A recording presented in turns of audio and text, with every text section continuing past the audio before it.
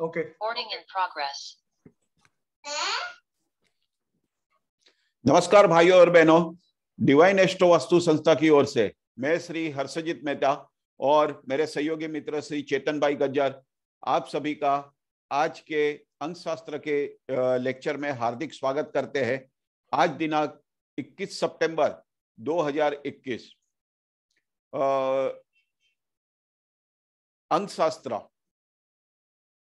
आज यहाँ पर जो भी जुड़े हुए हैं सभी लोगों को मैं अंक शास्त्र के बारे में कुछ वैदिक जानकारी दूंगा, साथ साथ में कुछ ऐसी बातें भी बताऊंगा। अंक शास्त्र के माध्यम से सिर्फ लोग फल कथन करना ही जानते हैं, परंतु अंक शास्त्र के माध्यम से हम कुछ सपोज हमारे पास कुंडली किसी की आई है, हमारे पास उसके कुंडली देख के ही हमें कौन सी ईयर में वो व्यक्ति पैदा हुआ है, उसकी डेट ऑफ बर्थ क्या है हम निकाल सकते हैं, आदि ऐसी चीजें। फिर हमारे पास सिर्फ डेट ऑफ बर्थ है और हमारे पास कोई उनकी कुंडली नहीं है, यानी जो 12 खाने वाली यानी 12 स्थान वाली कुंडली होती है वो नहीं है। फिर भी हम डेट ऑफ बर्थ से कैसे प्रेडिक्शन कर सकते हैं, कैसे कुंडली को मैचिंग कर सकते हैं, इसके बारे में हम जानकारी प्राप्त करेंगे। इसके अलावा हमारे पास सपोज सिर्फ डेट ईयर यानी जन्म वर्ष है और जन्म वर्ष से कुछ ग्रहों की जानकारी हम प्राप्त करेंगे कि हमारी कुंडली में वो ग्रह कौन से स्थान में होंगे। तो ऐसी हम कहेंगे कि अंकों की माया जाल जो अंक शास्त्र के अंदर आज तक किसी ने नहीं पढ़ाया होगा। अंक शास्त्र के अंदर सिर्फ लोग यही पढ़ाते हैं कि हमारा भविष्य क्या है क्या नहीं है, हम आगे क्या करेंगे क्या नहीं करेंगे। अंक शास्त्र की मैं नेगेटिविटी की बात नहीं करता हूं, लेकिन मैं एक बात करता हूं कि हमारे ज्योतिष शास्त्र के अंदर अगणनीय शाखा है, उसमें एक ये शाखा है अंक शास्त्र। परंतु यहाँ पर अंक शास्त्र के माध्यम से जैसे हम कुंडली के माध्यम से दशा, अंतर्दशा, प्रति अंतर्दशा आदि को जान सकते हैं, वैसे अंक शास्त्र के माध्यम से हम इसे नहीं जान सकते। अंक शास्त्र मेरे हिसाब से एक प्रश्न कुंडली की तरह अगर हम यूज करें तो ये अच्छा फायदा देगा, अच्छा काम करेगा। अंक शास्त्र के माध्यम से हमें अंक शास्त्र के माध्यम से हमारी जन्म तारीख सपोज हमारी जन्म तारीख 16 है तो 16 यानी 6 + 1 7, ये हमारा मूलांक हुआ। ये जो मूलांक है सीधा डायरेक्ट ग्रह से कनेक्टेड है, यानी 7 अंक जो कनेक्टेड है वो केतु से है और नेपच्यून से है, तो उनसे कनेक्टेड है। लोग उसे चंद्रमा यानी निर्बल चंद्रमा के तौर पे भी उसको देखते हैं। उसी तरह 4 नंबर को भी लोग हर्षल, राहु और निर्बल सूर्य की तरह देखते हैं। तो ये जो अंक शास्त्र के माध्यम से हम ज्यादा से ज्यादा क्या जान सकते हैं, तो कि व्यक्ति के इनर यानी व्यक्ति का प्राकृतिक स्वभाव कैसा होगा, इंटरनल वो कैसा व्यक्ति होगा, समाज में किस तरह पेश आता होगा। लेकिन अगर मुझे अंक शास्त्र के माध्यम से अगर जानना है, मैं उनका व्यापार, व्यवसाय, ये सब मैं चीज आपको थोड़ी थोड़ी बताऊंगा, सभी अंकों के बारे में, सभी ग्रहों के बारे में, कि व्यापार, व्यवसाय, बीमारी, उसके मंत्र, उसके यंत्र आदि की चर्चा हम करेंगे। परंतु अंक शास्त्र के माध्यम से सबसे ज्यादा जानकारी अगर हम प्राप्त कर सकते हैं तो यही जानकारी प्राप्त कर सकते हैं कि व्यक्ति का प्राकृतिक स्वभाव और इंटरनल वो व्यक्ति कैसा होगा। और व्यक्ति के बारे में ज्यादा से ज्यादा अगर डीप में हमें जानना है तो हमें उसकी कुंडली देख के ही प्रेडिक्शन करना चाहिए। हमें अंक शास्त्र को बिलीव करते करते साथ साथ में मैं कुंडली को भी रिफर करता हूं। मैं सिर्फ अंक शास्त्र को ऊपर ट्रस्ट करके नहीं करता हूं। अगर मैं कुंडली मैचिंग करता हूं, अंक शास्त्र से कुंडली मैचिंग में करता हूं, अंक शास्त्र से कुंडली मैचिंग कर दी तो उसमें से कुछ हम कहेंगे कि 3-4 पॉइंट पता चलते हैं, उससे ज्यादा पॉइंट नहीं पता चलते। यानी वो 3-4 पॉइंट में हमें काफी माहिती मिल जाती है, परंतु जो एक्चुअल कुंडली मेला पक्का जो सब्जेक्ट है उससे जो जानकारी हम प्राप्त कर सकते उतनी डीप जानकारी हम ये अंक शास्त्र के माध्यम से प्राप्त नहीं कर सकते हैं। अंक शास्त्र का उद्भव कहाँ हुआ, सबसे पहले ये जानते हैं। लोग समझते हैं कि अंक शास्त्र का उद्भव कोई ग्रीक देश कहता है तो कोई बेबीलोनियन कहता है। ऐसे पाइथागोरस जी ने इनका इन्वेंशन किया, ऐसे बहुत जन का मानना है। परंतु मैं यहाँ पे आपको बता दूं कि पाराशर जी ने अंक शास्त्र के ऊपर यानी अंकों के ऊपर बहुत ही डिटेल में जानकारी दी थी उनके पुस्तकों के अंदर। और दूसरा, ऐसा माना जाता है कि पाइथागोरस जी हिंदुस्तान के अंदर, उन्होंने काफी कंट्री के अंदर घूमे थे और मैथमेटिक्स के लिए वो हिंदुस्तान के अंदर आए थे और हिंदुस्तान के अंदर उन्होंने गणितीय ज्ञान लिया था और वो गणितीय ज्ञान को उन्होंने एनहांस करके यानी बढ़ा के उन्होंने ये अंक शास्त्र का रिसर्च किया था। अंक शास्त्र का रिसर्च तो उन्होंने किया था, परंतु अंक शास्त्र को उस समय पे उन्होंने संपूर्ण रीत से एप्लीकेबल नहीं किया था। मैंने यहाँ पे जो पुस्तक दी है उसमें कोई एक व्यक्ति का मैंने नाम लिखा है, मुझे याद नहीं है अभी। उस व्यक्ति ने ये जो पाइथागोरस थ्योरी है उसको हमारे सामने यानी संपूर्ण रीत से हमारे सामने उन्होंने रखा। फिर उनको बहुत सारे लोगों ने, मैंने यहाँ पे नाम रखा हुआ है कौन से साल में, बहुत सारे लोगों ने इसको एप्लीकेबल करने के लिए यानी उन्होंने भी इसको मान्यता दी कि हाँ भाई हम इससे फल कथन कर सकते हैं। ज्यादा से ज्यादा मैं कहूंगा कि लास्ट 100 ईयर्स के अंदर ये अंक शास्त्र अस्तित्व में सबसे ज्यादा आया है और अभी के समय में ये अंक शास्त्र सबसे ज्यादा लोग प्रीफर करते हैं।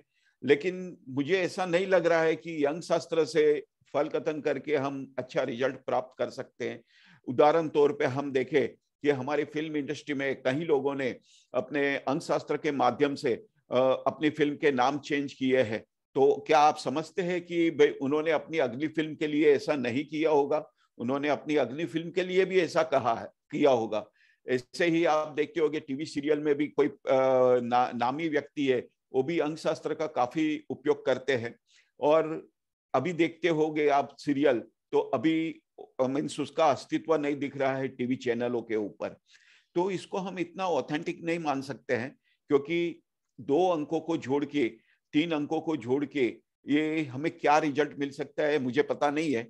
फिर भी हम कोशिश करेंगे कि आपको समझाऊं मैं कि किस तरह रिजल्ट प्राप्त किया जाता है। भारतीय अंक शास्त्र के अंदर यानी भारतीय वैदिक ज्योतिष पद्धति के अंदर एक नियम है कि जहां नक्षत्र का उपयोग नहीं होता हो, जहां नक्षत्र का उपयोग नहीं होता हो, उस ज्योतिष को ज्यादा मान्यता प्रदान नहीं करते थे हमारे भारतीय ज्योतिषाचार्य। तो यहाँ पे मैंने नक्षत्रों यानी हमारे जो 27 नक्षत्र है जो 12 राशियों के अंदर डिवाइड है और उनके 108 चरण है, यानी एक नक्षत्र के 4 चरण है, 108 चरण है।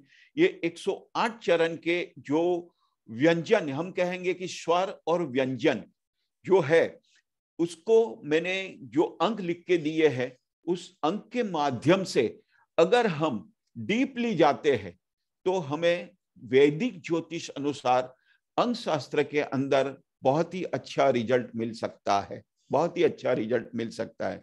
परंतु आज के समय में हिंदुस्तान के अंदर नहीं, परंतु पूरे विश्व के अंदर जो कीरो करके जो एक बहुत बड़े ऑथर हो गए हैं, अंक शास्त्र, हस्तरेखा आदि शास्त्रों के ऊपर उन्होंने बहुत ही गहरा अध्ययन किया है और उन्होंने हमारे सामने उस चीज को रखा है। ऐसा माना जाता है कि वो भी हिंदुस्तान के अंदर आए थे और उन्होंने भी यहाँ पे पंचागुली साधना की साधना की थी और उनको ये चीज का ज्ञान हुआ था सबसे ज्यादा। फिर पाइथागोरस थ्योरी और कीरो थ्योरी को आज सबसे ज्यादा महत्व दिया जाता है। फिर चैलेडियन थ्योरी एक है, उसको भी महत्व दिया जाता है। और जो आप देखते हैं ना कि मोबाइल न्यूमरोलॉजी से नंबर चेंज, मीन्स आपको फेवरेबल नंबर कौन सा है, आपको फेवरेबल नंबर कौन सा है, वो नंबर जो है वो चैलेडियन पद्धति से ये जानकारी प्राप्त की जा सकती है।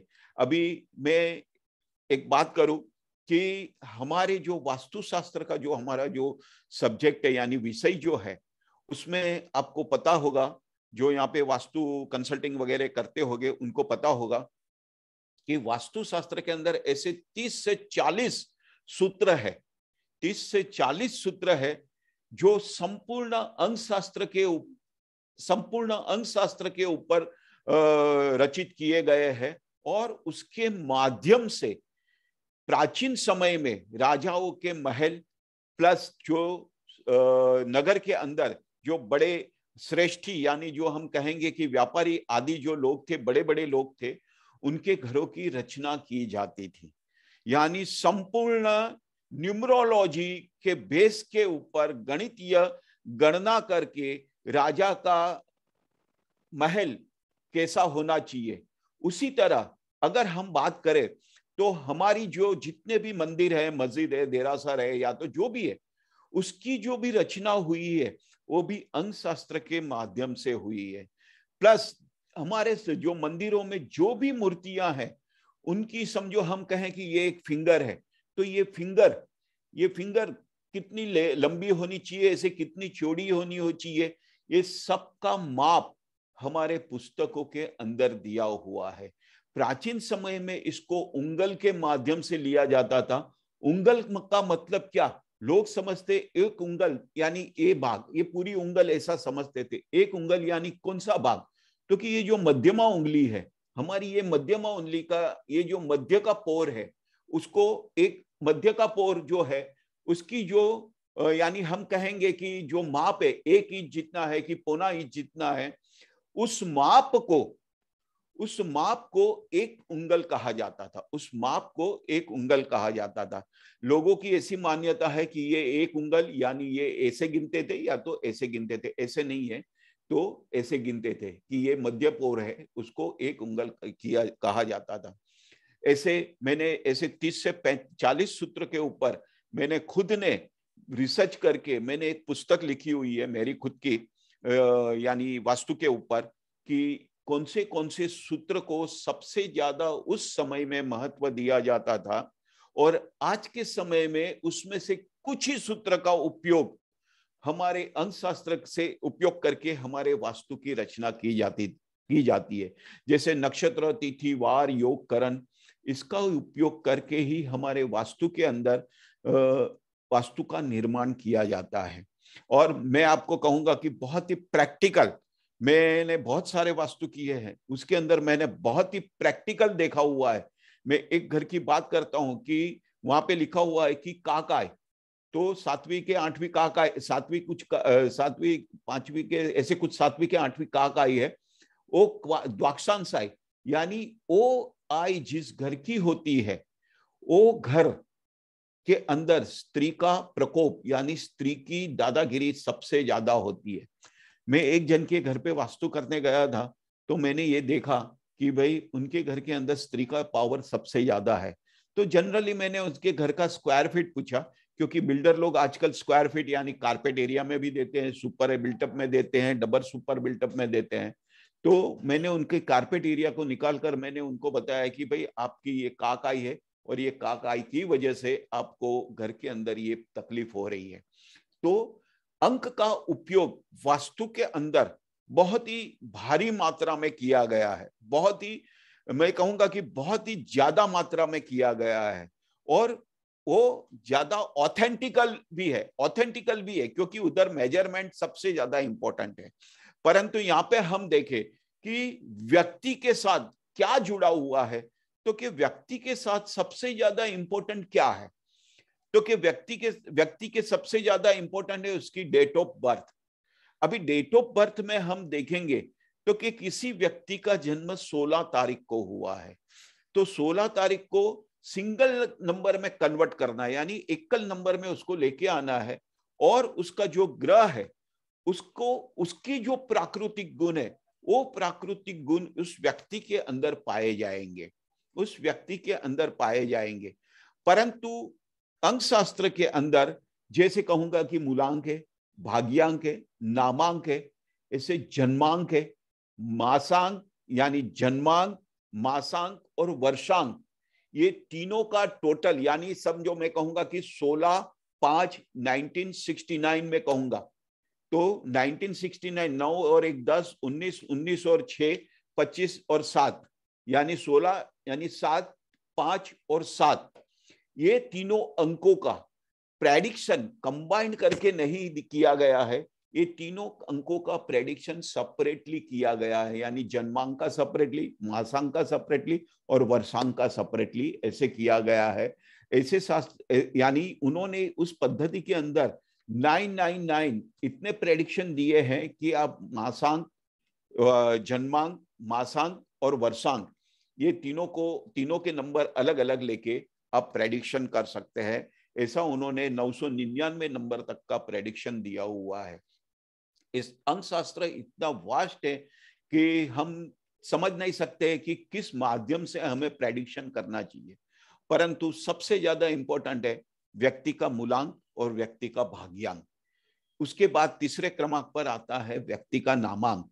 नामांक में ऐसा है कि व्यक्ति जो नाम से ज्यादा प्रचलित हो वो नाम को लेकर उसके अंक निकालने चाहिए और उसका टोटल करना चाहिए, यानी उसका पिरामिड बनाना चाहिए। यहाँ पे मैं एक एक पद्धति आपको कुछ ऐसी पद्धति बताऊंगा जो हमारे जो प्राचीन समय में हमारे शास्त्रकार यूज करते थे। और प्राचीन समय में जैसे कि जिप्सी देश है, फिर ये बेबीलोन है, ऐसे कंट्रियों के अंदर ग्रीक है, ऐसी कंट्रियों के अंदर इसका सबसे ज्यादा उपयोग किया जाता था। और कुछ ही कंट्री के अंदर ये अंक शास्त्र बहुत ही फैला हुआ है। कुछ ही कंट्रियों के अंदर अंक शास्त्र बहुत ही फैला हुआ है। आजकल हमारे हिंदुस्तान के अंदर लोसू ग्रिड के पीछे बहुत पड़े हुए हैं। लोसू ग्रिड की एक ऐसी मान्यता है कि चाइना के कोई बड़े संत कोई नदी के किनारे, यानी लो नाम की कोई नदी थी, उसके किनारे बैठे तपस्या कर रहे थे, तो एक कछुआ वहां से निकल रहा है और कछुए के ऊपर उन्होंने स्पॉट देखे। यानी आप तो मालूम होगा कि कछुए का जो ऊपर का जो कवर है उसके ऊपर ऐसे चौरस चौरस खाने हैं, तो उसके ऊपर उन्होंने स्पॉट देखे और उस स्पॉट देखकर उन्होंने है ना उस यंत्र का निर्माण किया, लोसू ग्रिड यंत्र का निर्माण किया। अभी लोसू ग्रिड यंत्र को आप देखेंगे तो कि हमारे हिंदुस्तान के अंदर पंदरिया यंत्र करके जो यंत्र है, जो यंत्र मंत्र तंत्र शास्त्र के अंदर उसको सबसे ज्यादा इंपॉर्टेंस दिया गया है और सबसे ज्यादा उपयोग में लिया जाने वाला ये यंत्र लोसू ग्रिड यंत्र है। यानी कहीं से भी आप टोटल मारो 15 टोटल होता है। तो वो कछुए की पीठ के ऊपर जो स्पॉट उनको मिले उधर उन्होंने उस अंक को दर्ज किया और उन्होंने ये लोसू ग्रिड यंत्र बनाया। तो मैं यहाँ पे एक आपको बता दूं कि हमारा जो शास्त्र है वो 20,000 साल से पुराना शास्त्र है। 20,000 साल से पुराना शास्त्र है और विश्व की बड़ी बड़ी जो कंट्रियां है, यानी उन्होंने जो साइंटिस्ट है उन्होंने ऑथेंटिकल ठप्पा मार के दिया है कि हिंदुस्तान का जो कल्चर है is the oldest culture in the world. हमारे जो ये वेद है, पुराण है, ये सभी के अंदर देखो, मैं तो बहुत काफी घूमता हूं। बंबई के अंदर जो रहते होगे और कोल्हापुर के आजू बाजू में जो कोई रहते होगे, तो मैं आप लोगों को कहूंगा कि कोल्हापुर के बाजू में एक सिद्धेश्वर आश्रम करके है, उधर जाइए, कोल्हापुर से 12 किलोमीटर पर। वहां पर हमारी इंडियन कल्चर के बारे में बारीक से बारीक यानी हम कहेंगे कि जानकारी दी हुई है कि हमारे मैथमेटिशियन कौन थे, हमारे जो केमिकल के साइंटिस्ट कौन थे। तो वहां पे बहुत ही बारीक से बारीक जानकारी दी हुई है। देखो, मैं ऐसे घूमने फिरने का बहुत शौकीन हूँ और मैं ऐसी जगह पे, यानी मैं related to astrology and vastu से रिलेटेड जगह पे ही सबसे ज्यादा घूमता हूँ। तो मैं यहाँ पे गया था और मैंने ये देखा, उन्होंने एक गुफा बनाई है और गुफा के अंदर उन्होंने इतना हमारे हिंदुस्तान के कल्चर को इतना यानी दिखाया हुआ है। तो हमें मानना चाहिए कि भाई हमारा हिंदुस्तान का कल्चर सबसे ओल्डेस्ट कल्चर है और ये शास्त्र का उद्भव हमारे हिंदुस्तान के अंदर हुआ। और हमारे हिंदुस्तान के अंदर नालंदा विद्यापीठ और तक्षशिला विद्यापीठ, नालंदा विद्यापीठ आज पटना में और तक्षशिला विद्यापीठ पाकिस्तान में है। तक्षशिला विद्यापीठ को तो आज कोई इंपॉर्टेंस नहीं है, लेकिन एक हम कहेंगे कि हिस्टोरिकल प्लेस की तरह उसको गवर्नमेंट ने यानी सुरक्षित स्थान समझकर रखा हुआ है। परंतु नालंदा विद्यापीठ आज की तारीख में एक्टिव हुई है और ये दोनों विद्यापीठ के अंदर एक विद्यापीठ ने कुछ 1200 साल तक यूनिवर्सिटी का बिरुद संभाल के रखा था और एक विद्यापीठ ने 900 साल तक यूनिवर्सिटी का बिरुद संभाल के रखा था। और ये विद्यापीठ को नेस्त नाबूद करने वाली जो कम्युनिटी है, मैं नाम नहीं कहूंगा, तुर्किस्तान से आई हुई एक कम्युनिटी है, उन्होंने हमारी ये जो विद्यापीठों को नेस्त नाबूद कर दिया था, ये विद्यापीठों के जो लाइब्रेरी थी उसको जलने के लिए, उन्होंने जला दिया था, उसको जलने के लिए कम से कम हम कहेंगे कि 3 महीने लगे थे। तो आप समझ सकते हो कि इस विद्यापीठ के अंदर पुस्तकें कितनी होगी। और उस समय पे चाइना से 2 व्यक्ति, यानी एक साथ में नहीं, बारी बारी 2 व्यक्ति हमारे हिंदुस्तान के अंदर आए थे और उन्होंने हमारे हिंदुस्तान के करीब से करीब 800 ग्रंथों का ट्रांसलेशन चाइनीज लैंग्वेज में करके वो लेके गए थे। और उन्होंने वहां पर जाकर वहां के ज्योग्राफिकल फीचर्स को ध्यान में रखकर उन्होंने ये लिटरेचर को, यानी ये ग्रंथों को उनकी भाषा में कन्वर्ट किया। आज आपको मुझे बहुत ताजुब हो रहा है कि हम चाइनीज फेंग शुई के पीछे, लोसू ग्रिड के पीछे पागल है, लेकिन मैं आपको बता दूं कि आज की तारीख में चाइना के अंदर एस्ट्रोलॉजी, न्यूमरोलॉजी, यानी ये जो कोई भी रिलेटेड, यानी ऑकल साइंस से रिलेटेड कोई भी सब्जेक्ट है वहां पे बैंड है। वो लोग सिर्फ फेंग शुई की आइटम बनाकर हमारे हिंदुस्तान ने पूरे विश्व में डंप कर रहे हैं, उससे वो लोग पैसा अर्न कर रहे हैं, परंतु उनकी कंट्री के अंदर इस चीज को अलाउड नहीं है। इस चीज को वो लोग कोई प्राधान्य नहीं देते, कोई इंपॉर्टेंट नहीं देते। अगर ऐसे व्यक्ति को पकड़ते हैं तो वहां की गवर्नमेंट उनको तुरंत ही सजा करती है। तो हम देखो, मैं उसका विरोध नहीं करता हूं, लोसू ग्रिड भी अपनी जगह पे ठीक है, सभी शास्त्रों की अपनी अपनी एक सीमा है, सभी शास्त्रों की अपनी अपनी एक सीमा है, परंतु ये सीमा को उनके नियम के आधार पर अगर हम देखें और उनको परखे तो हमें पता चलेगा कि हमारा हिंदुस्तान का जो शास्त्र है उनकी ये सेकंड कॉपी है। हमारे जो हिंदुस्तान का शास्त्र है उनकी ये सेकंड कॉपी है। तो ये अंक शास्त्र को आप लोग यहाँ पे, जो मैं आज एक अंक शास्त्र का जो विषय लेके आपके सामने उपस्थित हुआ हूँ, मैंने ये 4 दिन का कोर्स रखा है। ऐसे तो ये 4 दिन के कोर्स के अंदर मैं बहुत ज्यादा तो पढ़ा नहीं सकूंगा, परंतु मेरी पीडीएफ फाइल के माध्यम से आपको जितनी माहिती मैं दे सकूंगा उतनी मैं आपको दूंगा। मैं थोड़ा मेरा एक छोटा सा इंट्रो दे देता हूँ। I am a businessman having a business of tours and travels. जो नए हैं उनको पता चले, बाकी तो बहुत सारे हमारे जो जूनियर स्टूडेंट हैं, हमारे जूनियर पार्टिसिपेंट हैं। मैं टूर्स एंड ट्रैवल्स का बिजनेस चलाता हूं, मेरा खुद का टूर्स एंड ट्रैवल्स का बिजनेस है। और इस फील्ड के अंदर, यानी ये मींस एस्ट्रोलॉजी फील्ड के अंदर, ये मेरा शौक था। 1982-83 से मैंने इसको डेवलप किया है, मेरे शौक को, और लास्ट 30 साल से मैं इस सब फील्ड के अंदर हूं। मैं ऑलमोस्ट एस्ट्रोलॉजी के अंदर जितने सब्जेक्ट है वो सब सब्जेक्ट में मैंने, यानी हम कहेंगे कि मैं महारथी तो नहीं हूं, लेकिन मैंने सब सब्जेक्ट के अंदर बहुत ही अच्छी नॉलेज ली है। मैं हर सब्जेक्ट पढ़ा सकता हूं और उसके माध्यम से मैं फलकतन भी कर सकता हूं। ये मेरी हॉबी है, मेरा प्रोफेशन नहीं है। एस्ट्रोलॉजी मेरी हॉबी है, मेरा प्रोफेशन नहीं है। ये कार्य जो मैं कर रहा हूं वो कोई कमाने की लालच से नहीं कर रहा हूं। हाँ, मैं प्राइवेट ट्यूशन देता हूं, मेरे से लोग प्राइवेट ट्यूशन एक्सेप्ट करते हैं और मैं प्राइवेट ट्यूशन देता हूं। वहां पे मैं चार्ज करता हूं, मैं वहां पे अपना मीन्स जो नॉमिनल चार्ज है वही चार्ज करता हूं, दूसरों की माफिक चार्ज नहीं करता हूं, नॉमिनल चार्जेस लेता हूं। लेकिन यहाँ पे जो हम ये आपको जो कोर्स दे रहे हैं इतने कम मूल्य में दे रहे हैं, ये मूल्य न के बराबर है। उसके सामने आज आपको एक 35 पन्ने की शायद पीडीएफ मिली होगी। इसके अलावा आपको बहुत सारी जानकारी 2-3 दिन में आपको और 1-2 पीडीएफ मिल जाएगी, उसके अंदर आपको जानकारी प्राप्त होगी। अभी अंक शास्त्र के बारे में हम बात करेंगे तो कि अंक शास्त्र को लोगों ने प्राचीन समय से ज्योतिष शास्त्र को अंधश्रद्धा के विषय की तरह लेते हैं। परंतु हमारे ऋषि मुनियों ने, देखिए हमारे ऋषि मुनियों ने अंक शास्त्र की रचना कैसे की है। कुछ लोग ऐसा समझते हैं कि किसी चीज की संख्यात्मक मूल्यों को डिसाइड करने के लिए, यानी निर्धारित करने के लिए अंकों की जरूरत है।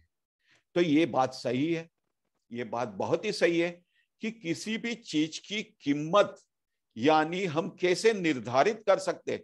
ऐसे कर सकते कि ये इतना होगा, ये इतना होगा, ये इतना होगा, ऐसे निर्धारित नहीं कर सकते। उसको हम अंक के माध्यम से निर्धारित कर सकते हैं। अंक शास्त्र को दो पार्टों में विभाजित किया है, मैंने किया है, बाकी शास्त्रकारों ने कैसे किया है मुझे पता नहीं है।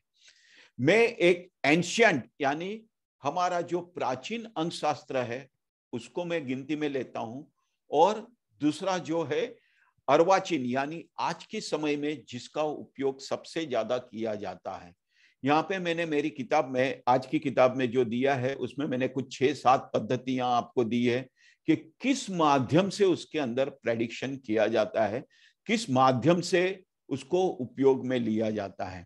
परंतु यहाँ पे मैं वैदिक एस्ट्रोलॉजी की बात करूंगा, वैदिक अंकशास्त्र की बात करूंगा, तो हमारे ऋषि मुनियों, हमारे शास्त्रकारों ने सबसे ज्यादा यंत्रों की रचना की है। तो और ये सबसे ज्यादा यंत्रों की जो रचना की है वो किसके आधार पर है? आप देखोगे कि इंग्लिश वर्णाक्षर यानी इंग्लिश अक्षर A to Z 26 अक्षर ही है, उसमें खत्म हो जाते हैं। परंतु अगर हम गिनती में लेवे तो हमारे यहां स्वर, स्वर किसे कहते हैं? तो के अ आ ई उ उ, इसे स्वर कहते हैं। ये प्राचीन समय में इसकी मात्रा 14 थी, 14 से 15 थी, परंतु उसमें से 2 स्वर को निकाल दिया। ये स्वर एक इंडिविजुअल है, इसको 2 अक्षर को मिला के बोला नहीं जाता है। अगर मैं कहूंगा अ तो खाली अ ही अक्षर आएगा, आ तो सिर्फ आ ही अक्षर आएगा। और हमारे शास्त्रकारों ने ये अ आ ई उ को नंबर्स दिए हुए हैं कि अ का नंबर ये, आ का नंबर ई ये, यानी पूरी जो बाराखड़ी जो हम कहते हैं वो बाराखड़ी को अ आ ई क का की ख खा खी खू खे ऐसे पूरे लिख के इन्होंने नंबर्स दिए, और उस नंबर के माध्यम से हमारे हिंदुस्तान के अंदर प्राचीन समय में फल कथन किया जाता था। फिर इस स्वर के बाद आता है व्यंजन। व्यंजन किसको कहते हैं? तो कि क ख ग ध ये जो अक्षर है उसको व्यंजन कहते हैं। और ये व्यंजन बोलने के लिए मुझे हमेशा 2 अक्षरों की जरूरत पड़ती है। अभी मैं क कहूंगा तो क और अ आप उच्चारण देखेंगे तो क और अ आएगा, का तो क और अ ये 2 अक्षर का उच्चारण आएगा। ऐसे मैं कहूंगा ख ग तो सबके पीछे अ अक्षर का उच्चारण आएगा, तो इसे हम व्यंजन कहते हैं। और ये व्यंजनों को, एक एक व्यंजनों को हमारे शास्त्रकारों ने क ख ग घ बाराखड़ी के हिसाब से व्यंजन को नंबर नहीं दिए हैं। उन्होंने क का की कु के ऐसे करके जो कम कहा तक जो व्यंजन आते हैं वहां तक एक एक व्यंजन को नंबर दिए हुए हैं हमारे शास्त्रकारों ने। उसी तरह हमारी जो पूरी बाराखड़ी है उसको इस तरह नंबर दिए हुए। फिर लास्ट में आता है संयुक्ताक्षर। ये जो 5 अक्षर है उसके अंदर संयुक्ताक्षर यानी क्षत्रिय का स, श, तो इसको भी है ना मुझे कहीं पे ज्ञ यानी क्षत्रियो का स, इसको बोलने के लिए भी मुझे 2 अक्षर यार कहीं कहीं पे मुझे 3 अक्षरों का उपयोग करना पड़ता है, और इनको भी हमारे शास्त्रकारों ने नंबर दिए हुए हैं। ये हमारा वैदिक शास्त्र है। मैंने ये पूरी बाराखड़ी को जो नंबर दिए हैं वो मैंने तो नहीं दिए हैं आपको, परंतु अवकड़ा चक्र, पंचांग के अंदर एक अवकड़ा चक्र करके चक्र है, उसमें मेष राशि के अंदर 2.25 नक्षत्र और 2.25 नक्षत्र के हमारे 9 चरण, 2.25 नक्षत्र के, एक नक्षत्र के 4 चरण, दूसरे नक्षत्र के 4 चरण और तीसरे नक्षत्र का 1 चरण, जो एक स्थान के अंदर यानी मेष राशि के अंदर जो समाता है, उस 9 व्यंजन को जो अंक दिए हुए हैं वो मैंने आपको यहाँ पे मेरे इस किताब के अंदर दिया हुआ है, और आप उसको रिफर कर सकते हैं कि वैदिक शास्त्र के वैदिक में ये जो नक्षत्र के जो व्यंजन थे उसका उपयोग किस तरह किया जाता था वो मैंने नहीं दिया है, लेकिन कौन से व्यंजन को कौन से अंक दिए हुए हैं यहाँ पे मैंने उसका जिक्र किया हुआ है। अगर मैं पूरी बाराखड़ी करूंगा तो कम से कम 5 पन्ने पूरी बाराखड़ी के ऊपर भर जाएंगे, उतना वो लंबा है, क्योंकि एक एक उसके अंदर 12 अक्षर आते हैं। ऐसे हम क ख ग ग ऐसे गिनेंगे तो कुछ बहुत सारे हो जाते, करीब करीब 5-6 पन्ने भर जाते हैं। उसके लिए मैंने उतना सारा नहीं दिया है, परंतु नक्षत्र के माध्यम से जो व्यंजन हमें अवकड़ा चक्र में दिए हैं उनको मैंने अंक यहाँ पे दिए हुए हैं। अभी मैं जो ये अंक शास्त्र की बात करता हूँ, ये वैदिक अंक शास्त्र की बात करता हूँ, तो आप लोगों को सभी लोगों को पता होगा कि हमारे हिंदुस्तान के अंदर जितने भी यंत्र बने हुए वो सब यंत्र अंकों के आधारित हैं। वो सभी यंत्र अंकों के आधारित है। यहाँ पे मैं 9 ग्रह के यंत्र आपको प्रोवाइड करूंगा। बाकी मैं जैन हूं, मैं बाय कास्ट जैन हूं, तो हमारे जैन के बहुत सारे यंत्र हैं जिसका मैंने स्टडी किया है और अभी रिसर्च भी कर रहा हूं। ये यंत्र के अंदर ये जो मैं कहता हूं स्वर, व्यंजन और संयुक्ताक्षर का उपयोग किया गया है और साथ साथ में अंकों का भी उपयोग किया गया है। तो अंकों का और ये स्वर, व्यंजन और संयुक्ताक्षर, ये तीनों अगर हम कंबाइन करके अगर हम किसी यंत्र की रचना करते हैं, अगर हम किसी व्यक्ति के बारे में जानकारी प्राप्त करते हैं, तो मैं कहूंगा कि अंक शास्त्र के, वैदिक अंक शास्त्र से व्यक्ति के बारे में हम ज्यादा से ज्यादा जानकारी प्राप्त कर सकते हैं। परंतु यहाँ पे आज बहुत ही इजी मेथड को लोग अपनाते हैं, जैसे कि पाइथागोरस थ्योरी को अपनाते हैं, जिसमें अल्फाबेट, इंग्लिश अल्फाबेट को नंबर दिए हुए हैं, वो भी मैंने यहाँ पे आपको दिया हुआ है। फिर चैलेडियन पद्धति को लोग अपनाते हैं, उसमें 1 से 8 नंबर तक के जो नंबर है उसको मीन्स वो अल्फाबेट दिए हुए 1 से 8 नंबर को। फिर ऐसी बहुत सारी पद्धति का उपयोग यहाँ पे मैंने दिया हुआ है, परंतु ज्यादातर सभी पद्धतियों के अंदर ये पाइथागोरस और चैलेडियन थ्योरी मीन्स अंकों को यानी अंग्रेजी वर्णाक्षर को अंकों के साथ उन्होंने कैलकुलेशन में रखा है। उन्होंने कोई नया इंट्रोड्यूस नहीं किया हुआ है। परंतु प्राचीन देखो ये जो शास्त्र है लास्ट 100 साल के अंदर ज्यादा डेवलप हुआ।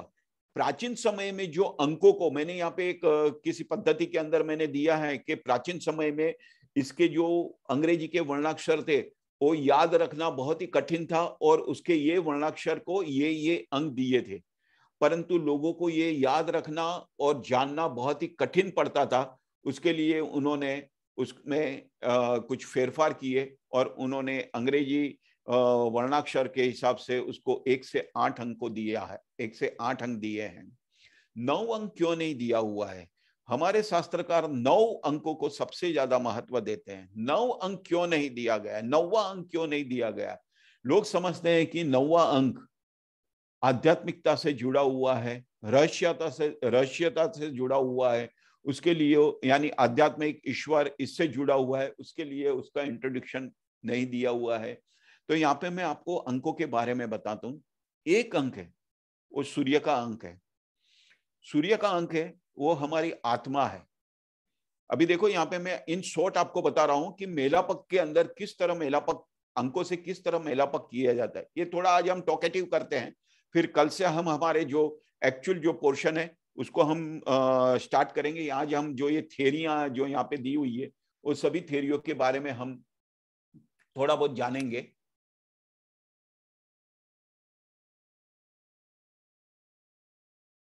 अभी हम देखेंगे कि सूर्य है, सूर्य अंक 1 है।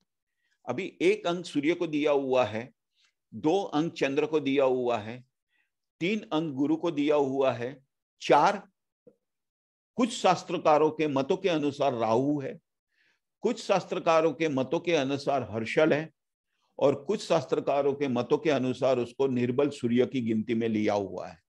ये 4 अंकों यानी तीन जगह पे तीन चीजों में इसको उपयोग में लिया है। फिर 4 अंक हुआ, फिर 5 अंक हम देखेंगे तो 5 अंक बुध का है। ये जो 5 अंकों है सबसे ज्यादा महत्व दिया हुआ है। देखो 4 अंक को इतना महत्व नहीं, लेकिन 5 अंक को बहुत ही महत्व दिया है। 5 अंक से जुड़ी हुई बहुत सारी कहावतें हमारे शास्त्र के अंदर फेमस है। फिर 6 अंक शुक्र को दिया हुआ है। 7 अंक, अभी 7 अंक किस शास्त्रकारों ने केतु को दिया हुआ है, कुछ शास्त्रकारों ने नेपच्यून को दिया हुआ है, और कुछ शास्त्रकारों ने निर्बल चंद्र को दिया हुआ है 7 अंक। और 8 अंक शनि को दिया हुआ है, और 9 अंक मंगल को दिया हुआ है। ये हमारे हिंदुस्तान का वैदिक शास्त्र के अंदर ये 9 अंकों को ये ग्रहों के अंदर विभाजित किया गया है। यहाँ पर प्राचीन समय में अगर कोई कह दे कि हर्षल और नेपच्यून और प्लूटो जैसे ग्रह नहीं थे, तो हर्षल, नेपच्यून, प्लूटो का, ये तीनों ग्रहों का जिक्र हमारे महाभारत के अंदर वेद व्यास जी ने किया था। हमारे महाभारत के अंदर वेद व्यास जी ने किया था। उन्होंने उसको यम, प्रजापति और वरुण के नाम से उन्होंने इसका जिक्र किया था। और महाभारत की लड़ाई के वक्त उन्होंने इस ग्रह को अपनी आंखों से, नेकेड आइसों से देखा था, और उन्होंने वो तीनों ग्रहों का जो बाइफर, यानी हम कहेंगे कि डेफिनेशन दिया है, और उन्होंने जो उसको डिस्क्राइब किया है शास्त्र के अंदर, वो भी वेद व्यास जी ने महाभारत के अंदर बहुत ही अच्छी तरह डिस्क्राइब किया। उनके रंग डिस्क्राइब किए हुए हैं। साथ साथ में उन्होंने प्लूटो को है ना उस समय पे थोड़ी फास्ट मूवमेंट में मूविंग होते हुए देखा था। तो उन्होंने प्लूटो के बारे में कहा था कि जब भी राष्ट्रीय ज्योतिष यानी हम किसी राष्ट्र के बारे में प्रेडिक्शन करना चाहते हैं, उस समय पे हमें ये प्लूटो को सबसे ज्यादा उपयोग में लेना चाहिए। परंतु आजकल के जो ज्योतिषाचार्य हैं उनका ऐसा मानना है कि भाई हर्षल, नेपच्यून, प्लूटो का इन्वेंशन अभी लास्ट कुछ 2 सेंचुरीज में, यानी हम 1800 के आसपास की सेंचुरी में उसका इन्वेंशन हुआ है। परंतु वेद व्यास जी ने प्लूटो यानी यम, वरुण और प्रजापति यानी हर्षल, और वरुण यानी नेपच्यून, ये तीनों ग्रहों को हमारे शास्त्र के अंदर उनका जिक्र किया हुआ है। तो मैं यहाँ पे 4 अंक पर हर्षल को लेना चाहूंगा और हर्षल को इंपॉर्टेंट दूंगा। मैं साथ साथ में राहु को भी इंपॉर्टेंट दूंगा, ऐसा नहीं है नहीं इंपॉर्टेंट दूंगा। राहु को भी इंपॉर्टेंट दूंगा, हर्षल को भी इंपॉर्टेंट दूंगा 4 अंक के अंदर। फिर 7 अंक है। 7 अंक को भी है ना बहुत सारी चीजों में विभाजित किया। हम कहते हैं सप्त ऋषि, हमारे जो सप्त ऋषि हो गए यानी 7 जन, 7, और 7 अंक को है ना बहुत रहस्यमय अंक माना गया है। तो आपको मैं बता दूं, नेपच्यून ग्रह भी है ना बहुत ही रहस्यमय ग्रह है। जिसके ऊपर नेपच्यून ज्यादा हावी होता है वो व्यक्ति नए नए इन्वेंशन कर सकता है, नई मीन्स कह सकते हैं कि जैसे मोबाइल है वगैरह है, उनका इन्वेंशन कर सकता है। क्यों? क्योंकि वो अपनी धुन में रहता है, अपनी मस्ती में रहते हैं वो लोग। साथ साथ में ऐसे व्यक्ति के ऊपर भी नेपच्यून हावी होता है। देखो मैंने रहस्य से इस नंबर को जोड़ा हुआ है। क्या रहस्य है? तो क्या हम कहते हैं कि किसी के अंदर देवी शक्ति आती है, किसी के अंदर देवी शक्ति आती है। तो ये देवी शक्ति का जिक्र जो करते हैं, उसकी कुंडली आप नेपच्यून देखो, आपको नेपच्यून उसके अंदर निर्बल मिलेगा। उसका नेपच्यून अगर निर्बल होगा तो उसके अंदर ऐसी चीजों का मीन्स ऐसी चीज उसके ऊपर आधिपत्य सबसे ज्यादा जमाती है। किसी के अंदर देवी शक्ति आती है, किसी के अंदर भूत प्रेत पलित आते हैं। और देखो ये कब आते हैं? तो कि वो कुछ समय के लिए आते हैं, हमेशा नहीं आते हैं, हमेशा नहीं आते हैं। तो ये नेपच्यून को 7 अंक दिया है, तो मेरे हिसाब से बहुत ही सही मायने में 7 अंक दिया है। नेपच्यून, फिर केतु। तो केतु किस चीज का कारक? तो कि मोक्ष का कारक है। यानी ये अनंत, यानी ये जो ब्रह्मांड है, ये ब्रह्मांड के जो सूक्ष्मता है, यानी जो उनकी जो हम कहते हैं रहस्यमयता है, उसको हम नहीं जान सकते। अगर हमें ये जानना है तो हमको नेपच्यून को लेके चलना चाहिए और हमें उसका स्टडी करना चाहिए, हमें उसका स्टडी करना चाहिए। तो बहुत ही अच्छा दिया है। फिर 8 अंक, 8 अंक जो शनि को दिया हुआ है, तो लोग 8 अंक को बहुत ही खराब मानते हैं। शनि का अंक है, लोग डरते भी है कि 8 अंक, यानी देखो 8 अंक को खराब मानते हैं, 4 अंक को खराब मानते हैं, 13 अंक को खराब मानते हैं। 13 क्यों? 3 और 1 4, 4 अंक को खराब मानते हैं। क्यों भाई 4 अंक को क्यों खराब मानते हो? हाँ, जो अंक हमारी डेट ऑफ बर्थ में, यानी किसी की डेट ऑफ बर्थ समझो हम एज्यूम करते हैं कि 20/2 2022 हम ऐसे एज्यूम करते हैं, तो इसमें जो ये 2 अंक है वो बार बार रिपीट हो रहे हैं। तो ये जो बार बार रिपीट होते जो अंक है वो अपना जो प्राकृतिक स्वभाव है वो घुमा देते हैं। फिर उसका डबल क्या होता है, तो कि 4 अंक, 2 अंक है वो चंद्र का अंक है, तो 4 अंक है वो राहु और हर्षल का अंक है, निर्बल सूर्य का अंक है। तो ये जो 2 अंक है वो अपनी प्राकृतिक जो लाक्षणिकता यानी प्राकृतिकता है उसको घुमा के उसकी जो ऑपोजिट नंबर है यानी 4 है, 8 है, ये नंबर के प्राकृतिक गुण को एप्लीकेबल करके वो फल देते हैं। यानी हमारी जो डेट ऑफ बर्थ है उसके अंदर यानी पूर्ण डेट ऑफ बर्थ है उसके अंदर कोई भी अंक अगर 2 बार आता है तो वो अपने पावर को कम कर देता है, परंतु यहाँ पे मैं आपको जब एक कुंडली रखूंगा, सांख्य कुंडली करके एक कुंडली पढ़ाऊंगा, जो मेरे यहाँ पे जो कुछ मेरे साथ मेरे जो स्टूडेंट है उनको तो मैंने पढ़ाया हुआ है, जो मेरे हाथ के नीचे क्लास बेस्ड ट्रेनिंग में यानी मैनुअल क्लास बेस्ड ट्रेनिंग में मेरे अंडर पढ़े हुए हैं, उनको तो मैंने पढ़ाया हुआ भी है। लेकिन ये सांख्य कुंडली के माध्यम से हम ये जान सकते हैं कि व्यक्ति किस तरह का है, वो किस फील्ड में जा सकता है, उसको कौन से रोग हो सकते हैं, उनको पूजा के लिए कौन से बर्तनों को यूज करना चाहिए, उनके मित्र अंक कौन से हैं, उनके शत्रु अंक कौन से हैं, उनके अधिमित्र अधिशत्रु अंक कौन से हैं, ये चीजों को हम जान सकते हैं। यहाँ पे अंकों का मैत्री चक्र भी मैं यहाँ पे आपको दूंगा। देखो, अंकों का मैत्री चक्र कंपेरेटिवली आप नैसर्गिक कुंडली के मैत्री चक्र को कंपेयर करके मत करना, क्योंकि यहाँ पे मैं एक बात आपको बताना चाहता हूं कि जब हमारे ये जो एस्ट्रोलॉजी के जितने भी सब्जेक्ट है, उसके अंदर मतांतर क्यों है, मैं आपको इसका एक क्लैरिफिकेशन देता हूं।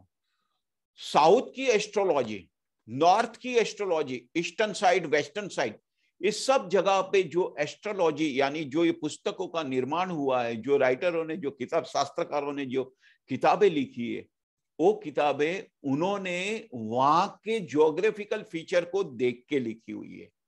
यानी हम कहेंगे कि हमारी कुंडली में हम कहते हैं कि भाई चौथ यानी तिथि को हम खराब समझते हैं, यानी तीसरी तिथि को हम खराब समझते हैं, तो हम यहाँ पे खराब समझते हैं, परंतु हम नॉर्थ में जाएंगे यानी ऊपर दिल्ली की ओर जाएंगे तो वो तिथि को लोग अच्छा समझते हैं।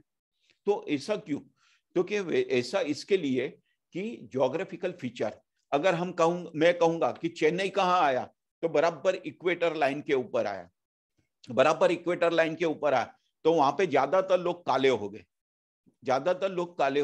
वहां की एस्ट्रोलॉजी को हमारी एस्ट्रोलॉजी, नॉर्थ की एस्ट्रोलॉजी, फिर हम कहेंगे वाराणसी ये साइड की एस्ट्रोलॉजी, फिर हम कहेंगे कि हमारे गुजरात, राजस्थान ये साइड की एस्ट्रोलॉजी को कंपेयर करेंगे तो उसमें कुछ मतांतर मिलेंगे। तो यहाँ पे मैं एक ही बात कहूंगा कि आप जब जो थ्योरी को फॉलो कर रहे हो और जो थ्योरी से आप प्रेडिक्शन कर रहे हैं, उसी थ्योरी के नीति नियम को ही एप्लीकेबल करना, अन्यथा आपको इतना कंफ्यूजन हो जाएगा कि आप समझ नहीं पाओगे कि भाई मुझे ये दिन लेना है कि ये दिन लेना है कि ये दिन लेना है।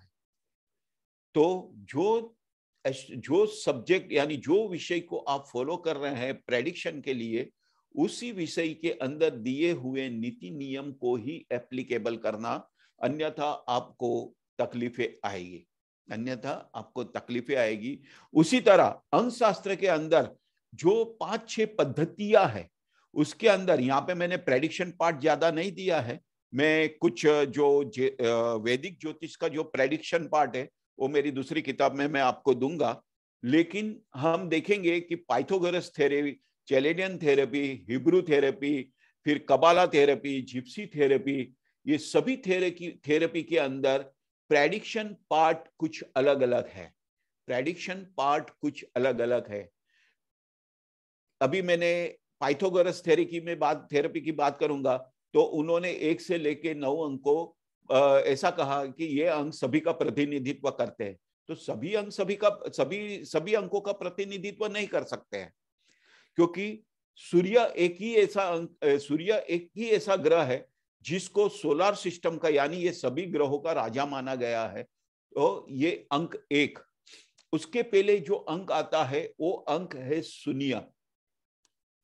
शून्य से सृष्टि का सर्जन हुआ और यही सृष्टि में यही शून्य के अंदर यही सृष्टि विलीन हो जाएगी, यही सृष्टि विलीन हो जाएंगी। यानी सभी अंकों का उद्भव स्थान शून्य और सभी अंकों का अंत स्थान शून्य। आप देखोगे किसी अंक की वैल्यू अगर करनी है तो उसके पीछे आप शून्य लगा दो, 1 के पीछे शून्य लगा दो तो 10 हो गया, तो उसकी वैल्यू बढ़ गई। 2 शून्य लगा दो तो उसकी वैल्यू और बढ़ गई। तो ये अंकों के अंदर अलग अलग पद्धति के अंदर कुछ अलग अलग प्रेडिक्शन पार्ट है। आप जो पद्धति को एप्लीकेबल करते हैं हिंदुस्तान के अंदर, खास करके मुंबई के अंदर, लोग पाइथागोरस और कैलेडियन पद्धति, हिब्रू पद्धति, ये पद्धति को अपनाते हैं। कबाला पद्धति को लोग भी अपनाते हैं। देखो, मैं ये सभी पद्धतियों का कॉम्बिनेशन करके अलग अलग रिजल्ट निकालने के लिए मैं इस पद्धति का उपयोग करता हूं, क्योंकि हर पद्धति की एक सीमा होती है और उस सीमा के दायरे के अंदर रहकर वो उतना ही मुझे जानकारी दे पा रही है जितनी उसकी कैपेसिटी है। तो दूसरी पद्धति उससे हटके मुझे कुछ और जानकारी दे पा रही है। तो हमें जब कुछ ज्यादा जानकारी प्राप्त करनी है किसी व्यक्ति के बारे में, तो हमें ये सभी पद्धतियों को थोड़ा थोड़ा एप्लीकेबल करना चाहिए, थोड़ा थोड़ा एप्लीकेबल करना चाहिए। लेकिन आज की तारीख में पाइथागोरस थ्योरी और कीरो ने जो थ्योरी दी है उसको सबसे ज्यादा से ज्यादा लोग उपयोग में लेते हैं। दूसरा एक मैं बता दूं, मुंबई के अंदर मस्जिद बंदर नाम का एक स्टेशन है। मुंबई के अंदर मस्जिद बंदर नाम का एक स्टेशन है जहां पर हिब्रू कम्युनिटी, जहां पर हिब्रू यानी कबाला जो हिब्रू कम्युनिटी का खुद का, जैसे हम कहते हैं कि हम जैसे गुजराती है तो गुजराती समाज का एक भवन होता है, उसी तरह हिब्रू कम्युनिटी का एक भवन है। और उस भवन के अंदर उन्होंने इस अंक शास्त्र से जुड़े हुए बहुत सारे लिटरेचर रखे हुए हैं और उसके अंदर एंट्री हमें नहीं मिलती है, परंतु अगर हम किसी अच्छे व्यक्ति का इन्फ्लुएंस लेके जाते हैं तो उसमें हमें एंट्री देते हैं और उनके लिटरेचर को पढ़ने देते हैं। तो बंबई के अंदर जो कोई भी व्यक्ति है, आप डालिए हिब्रू कम्युनिटी का ये जो भवन है, उसमें से आपको सबसे ज्यादा से ज्यादा जानकारी आप प्राप्त कर सकते हो हिब्रू अंक शास्त्र के ऊपर, हिब्रू अंक शास्त्र के ऊपर। अभी यहाँ पे हम आते हैं आगे। हमारे हिंदुस्तान के अंदर सबसे ज्यादा से ज्यादा यंत्रों का और मंत्रों का जो निर्माण हुआ है, यंत्रों का और मंत्रों का, तंत्र नहीं। तंत्र क्या है? देखो यहाँ पे एक चीज समझ लेना, क्योंकि हम अंक शास्त्र पढ़ रहे हैं तो उसमें आपको एक चीज समझना चाहिए, आपको एक चीज समझनी चाहिए जो हम पढ़ रहे हैं यहाँ पे, मंत्र, तंत्र और यंत्र। तो ये मंत्र क्या है, तंत्र क्या है और यंत्र क्या है? तो ये जो मंत्र जो है वो स्वर, व्यंजन और संयुक्तार्थ से बने हुए है।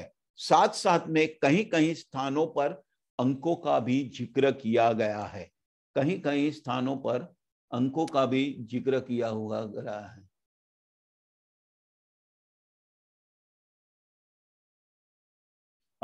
यहाँ पे मेरे ख्याल से जेबी ठक्कर जी ने कुछ मैसेज डाला हुआ है।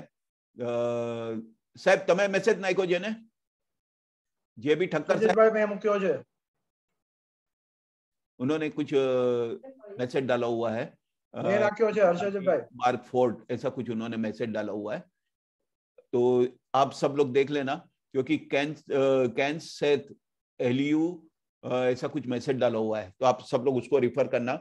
जो मैं हिब्रू कम्युनिटी के बारे में बात कर रहा हूं वो उधर उसमें दिया हुआ है। हाँ, तुम्हारा अच्छे। ओके ओके, चेतन भाई ने डाले हुए हैं मैसेज, आप देख लेना। चेतन भाई ने डाले हुए हैं। तो हमारे जितने भी जो ये मंत्र तंत्र यंत्र, मैं उसकी जो बात कर रहा था, तो पहले समझ लीजिए कि मंत्र क्या है, यंत्र क्या है और तंत्र क्या है। मैंने भी इसमें गहरी स्टडी की है।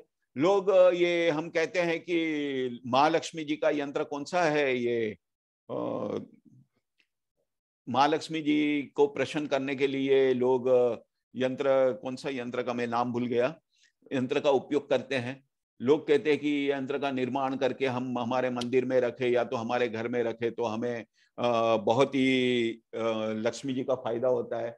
लेकिन ये यंत्र का निर्माण भी कैसे करते हैं वो मैं आपको एक सिंपल बता देता हूँ। ये यंत्र का निर्माण करने के लिए कलर थेरेपी और मंत्र और अंक थेरेपी का उपयोग करते हैं। ये लोग कलर थेरेपी, मंत्र और अंक थेरेपी का उपयोग करते हैं। तो मंत्र क्या है? मंत्र है स्वर, व्यंजन और संयुक्त से बना हुआ एक सूत्र है, जिसके माध्यम से हम जिसको रटन करके किसी ईश्वर को या तो किसी देवी देवताओं को प्रसन्न कर सकते हैं, या तो हमारे दुख दर्द दूर करने के लिए हम उसका उपयोग कर सकते हैं। उसके अंदर कहीं कहीं पे है ना अंकों का भी जिक्र किया हुआ है किसी किसी मंत्र के अंदर। यंत्र क्या है? तो कि यंत्र जो हम कहते हैं कि सूर्य का यंत्र, ये जैसे कि हम लोसुगीड़ यंत्र की बात कर रहे थे, तो ये लोसुगीड़ यंत्र जिस तरह निर्माण हुआ है उसी तरह हमारे हिंदुस्तान के अंदर ज्यादा से ज्यादा यंत्र का निर्माण हुआ है। और मैं कहूंगा कि हिंदुस्तान की सभी कम्युनिटी के यंत्र जितने भी है, इवन मैं कहूंगा कि मोमेडियन कम्युनिटी के अंदर भी जितने भी यंत्र है, पारसी कम्युनिटी के अंदर भी जितने भी यंत्र है, ये सभी यंत्र का निर्माण अंकों के माध्यम से हुआ है और हमारे हिंदुस्तान के अंदर हुआ है, हमारे हिंदुस्तान के अंदर हुआ है। और हमारे ऋषि मुनियों ने इस यंत्र को इतनी प्राधान्यता दी है कि इसका इतना इंपॉर्टेंस दिया है कि सिर्फ उसको प्राण प्रतिष्ठा कर कर, इसकी पूजा अर्चना कर कर अगर हम इसका उपयोग करें तो हमें ये बहुत ही फायदा देता है, जिस तरह ईश्वर की प्राण प्रतिष्ठा की हुई मूर्ति हमें देती है। इसके अलावा हमारी जो शास्त्रकार है उन्होंने तंत्र का भी उपयोग किया हुआ है। तंत्र का मतलब क्या है कि किसी वनस्पति या तो किसी चीजों का उपयोग करना, उसमें कहीं भी अंक नहीं आते हैं, कहीं भी अंक नहीं आते हैं। हाँ, अंक की मात्रा आती है कि भाई मुझे ये 4 फूल लेने हैं, मुझे 8 फूल लेने हैं। तंत्र शास्त्र के अंदर तंत्र वनस्पतियों को उपयोग में लेने के लिए मुझे इतनी क्वांटिटी यानी नंबर्स ऑफ थिंग्स मुझे यूज करनी है, ये दिए हुए है। फिर इसके बाद अगर हम देखें तो कि हमारे जो शास्त्रकार है यानी हमारे जो ऋषि मुनियों ने जो ये मंत्र की जो रचना की है,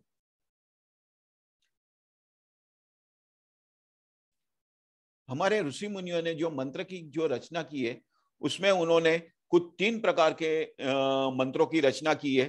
पहला है कि 24 व्यंजन यानी स्वर व्यंजन वाला मंत्र, यानी उसमें 24 अक्षर आते हैं, शब्द नहीं। देखो मैं अक्षर बोल रहा हूं, 24 अक्षर वाला मंत्र।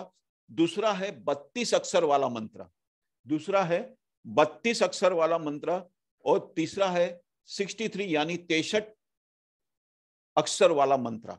हमारे शास्त्रकारों ने ये मंत्र की रचना की है। और उसके ऊपर जो 63 अक्षर वाला जो मंत्र है वो एक लिमिट बंधी हुई है कि उससे बड़ा मंत्र कभी हो ही नहीं सकता, उससे बड़ा मंत्र हो ही नहीं सकता। उसके बाद अगर हम उससे बड़ी कोई चीज को लेवे तो उसको गाथा कहते हैं। तो गाथा के माध्यम से उसको हम उपयोग में ले सकते हैं, मंत्र के माध्यम से हम उसको उपयोग में नहीं ले सकते हैं। तो ये हमारे शास्त्रकारों ने 24, 32 और 63 अक्षर वाले मंत्रों की रचना की है। अभी यहाँ पे मैं अभी आपको बताऊं तो हमारे शास्त्रकारों ने, हम जो कहते हैं ना मणि यानी माला के अंदर जो मणके रहते हैं यानी मणि जो रहते हैं, तो हमारे शास्त्रकारों ने अलग अलग प्रकार के ये मणि के मंत्रों की रचना की है। जैसे हम कहेंगे कि मोक्ष प्राप्ति के लिए उन्होंने 25 मनके की माला का उपयोग किया है, 25 मनके की माला का उपयोग किया है मोक्ष प्राप्ति के लिए। जनरली हम लोग 108 मनके की माला का ही उपयोग करता है। अभी 108 मनके की माला क्यों, वो भी मैं अभी आपको समझाऊंगा। तो ये 25 मनके की माला का उपयोग किया है। 25 आप टोटल मारोगे, 5 और 2 कितना हुआ, 7 हुआ, यानी मोक्ष की प्राप्ति के लिए, यानी इस रहस्यमय दुनिया में अगर मुझे कुछ प्राप्त करना है तो किसको प्राप्त करना है? तो कि रहस्यमय सबसे ज्यादा कौन है? तो कि ईश्वर रहस्यमय है, मुझे उसको प्राप्त करना है। उसके लिए मैंने कहा था कि 7 अंक रहस्यमय वाला अंक है। फिर उसके बाद हम पर आते हैं तो धन प्राप्ति के लिए हमारे ऋषि मुनियों ने 30 अंकों की माला का निर्माण किया है, 30 मनके की माला का निर्माण किया है। ये 30 मनके की माला ही उपयोग में, अगर हम जब हम कोई जाप करने बैठते हैं धन प्राप्ति के लिए, समझो हम महालक्ष्मी का जाप करते हैं, ओम ऐम ह्रीम क्लीम, ओम ह्रीम क्लीम महालक्ष्मी नमः की जो भी ऐसे मंत्र का जाप करते, तो ये 30 मनके की माला होनी चाहिए। यहाँ पे 30 मन का सबसे ज्यादा इंपॉर्टेंट है धन प्राप्ति के लिए। फिर हम क्यों 30? तो 30 यानी हम आएंगे सिंगल नंबर पे तो 3, तो 3 है धन का कारक ग्रह गुरु, यानी 30 मनके की माला का शास्त्र के अंदर जिक्र किया हुआ है। फिर हम आते हैं प्रियजन की प्राप्ति के लिए। प्रियजन की प्राप्ति यानी कोई व्यक्ति है, किसी व्यक्ति को वश में करना चाहता है, तो उसके लिए हमारे शास्त्रकारों ने 54 यानी 54 मनके की माला का उपयोग किया हुआ है। 54 मनके की माला का उपयोग किया गया है।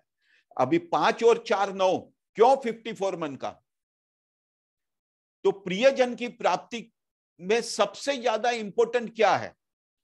देखो, जब हम मेलापक करते हैं तो 2 यानी पति पत्नी का मन मिलना चाहिए, सर्वप्रथम आत्मा मिलनी चाहिए। तो आत्मा कौन?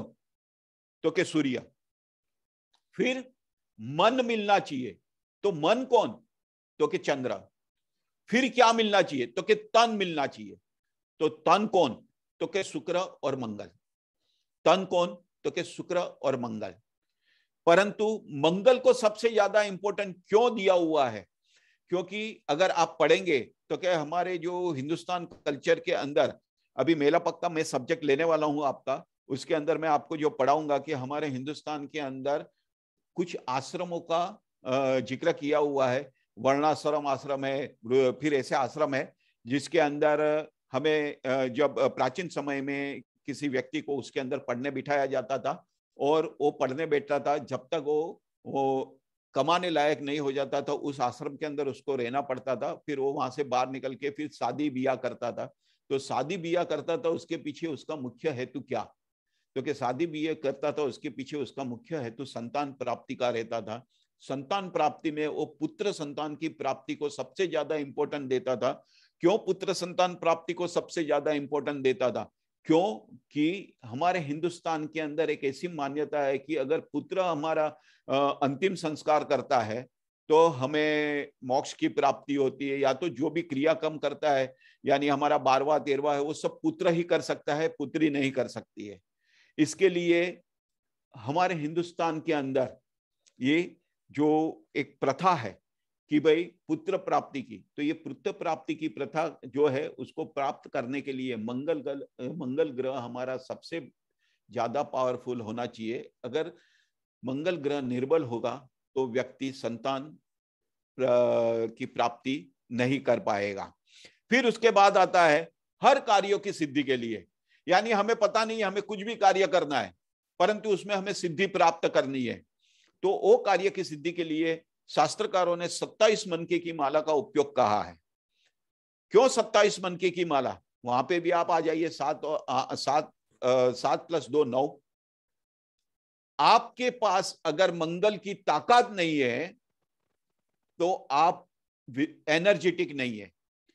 तो यहाँ पे 9 अंक को सबसे ज्यादा महत्व हमारे शास्त्रकारों ने दिया है, क्योंकि ये 9 अंक मंगल का अंक है, और मंगल का अंक बहुत ही जरूरी है हमारे लिए, क्योंकि अगर ये अंक नहीं है तो हम एनर्जेटिक नहीं है, हम एकदम सुस्त जीवन जिएंगे, हम एकदम सुस्त जीवन।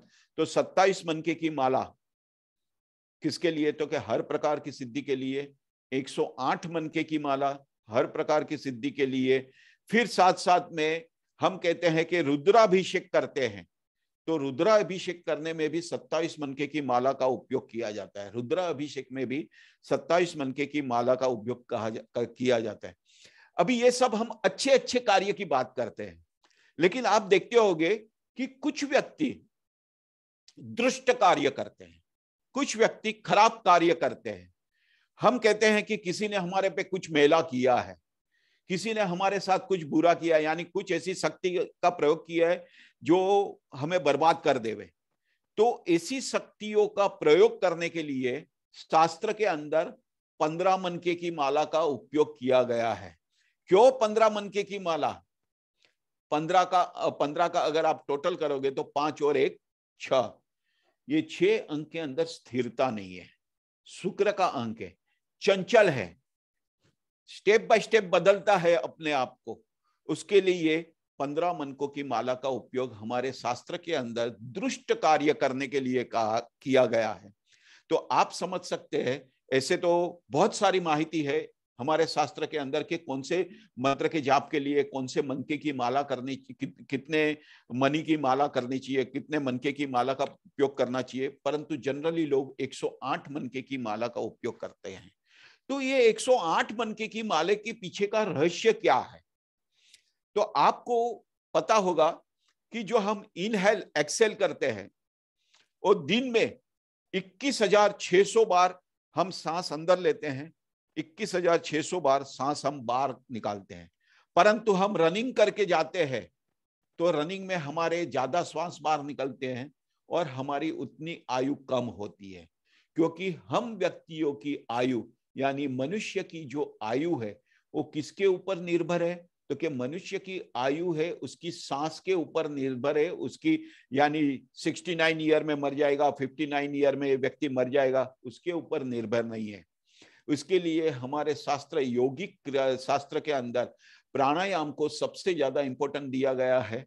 अगर ये प्राणायाम के माध्यम से हम हमारे जो सांस है कितने बचा सकते हैं, 21,600 में से हम इनहेल एक्सेल कितने बचा सकते हैं, उतनी हमारी आयु बढ़ती जाएगी, उतनी हमारी आयु बढ़ती जाएगी। लेकिन ये आज के समय में पॉसिबल नहीं है, एक सामान्य मनुष्य के लिए पॉसिबल नहीं है, क्योंकि हम सब वर्किंग पीपल है, हमारे लिए पॉसिबल नहीं है। लेकिन जो साधु संत महात्मा जो तपस्या करते हैं, हिमालय में जो इतने बर्फीले पहाड़ में तपस्या करते हैं, आदि गुफाओं में बैठ के तपस्या करते हैं, ये लोग प्राणायाम के माध्यम से अपनी आयु को बढ़ाते हैं, प्राणायाम के माध्यम से अपनी आयु को बढ़ाते हैं। तो ये 108 मन का क्यों? तो यहाँ पे मैंने 21,600 किया, 21,600 को आप डिवाइड बाई 2 कर देंगे तो 10,800 हो गया, पीछे के 2 शून्य निकाल दो तो 108 हुआ, यानी 10,800 सात सात अंदर लेते हैं, 10,800 सात सात बाहर निकालते हैं। दूसरा सेकंड पॉइंट पे, अगर सेकंड पॉइंट पे हम आते हैं, शास्त्रकारों ने 2 अयन का जिक्र किया है ज्योतिष के अंदर, एक उत्तरायन और एक दक्षिणायन। उत्तरायन में सूर्य दक्षिण से उत्तर की ओर बढ़ता है और दक्षिणायन में सूर्य उत्तर से यानी ऑपोजिट डायरेक्शन में सूर्य का भ्रमण होता है। यानी दक्षिणायन यानी दक्षिण की ओर सूर्य बढ़ा, उत्तरायन यानी उत्तर की ओर सूर्य बढ़ा। तो ये 2 अयन है।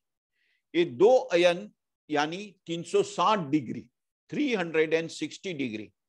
अभी 1 डिग्री बराबर 60 कला, 1 डिग्री बराबर 60 कला, यानी हम कहते हैं ना 1 मिनट बराबर 60 सेकंड्स, हम ये कहते हैं ना, उसी तरह 1 डिग्री के बराबर 60 कला। 60 मल्टीप्लाई बाय आप 360 कर लीजिए तो आपको आंसर मिल जाएगा। 60 मल्टीप्लाई बाय 360 करेंगे तो 21,600 का आंसर आएगा। यानी 21,600 का जो आंसर आया इसको डिवाइड बाय 2 कीजिए, यानी 10,800 आया। यानी सूर्य उत्तरायन में 10,800 डिग्री तक रहता है और दक्षिणायन में 10,800 डिग्री तक रहता है। यानी पीछे की 2 शून्य निकाल दो तो 108 मनके की माला। तो ये 108। अभी तीसरा हम आते हैं, हमारे हिंदुस्तान के अंदर प्राचीन समय में नक्षत्र के माध्यम से फल कथन किया जाता था। नक्षत्र के माध्यम से फल कथन करने के लिए प्राचीन समय में एक नक्षत्र को 4 चरण नहीं दिए गए थे, पूर्ण संपूर्ण एक ही नक्षत्र गिनती में लिया जाता था। परंतु हमारे हिंदुस्तान के अंदर सिकंदर के आगमन के बाद उनकी ज्योतिषाचार्यों ने हमारे सामने 12 राशियों को रख दिया, 12 राशियों का जिक्र किया और हमारे सामने ये 12 राशियां रख दी। तो हमारे शास्त्रकारों ने देखा कि ये 12 राशियां यानी 12 स्थान वाली कुंडली के अंदर ये 27 नक्षत्र को कैसे फिट करे।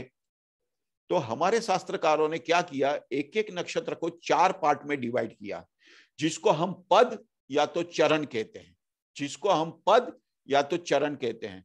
तो 27 मल्टीप्लाई बार आप 4 करोगे तो 108 होगा, 108 होगा।